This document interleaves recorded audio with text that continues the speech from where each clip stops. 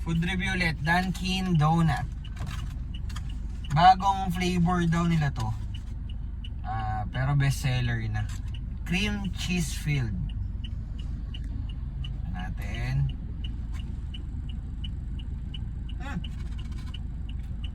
Mali yung kagat ko.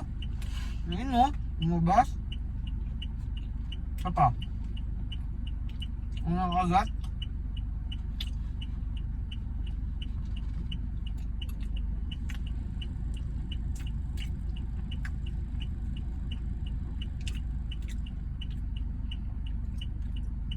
Sarap. Lasang-lasa mo yung cream cheese.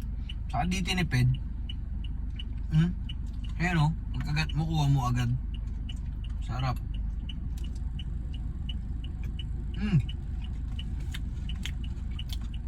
Tikman nyo na. Dunkin Donut.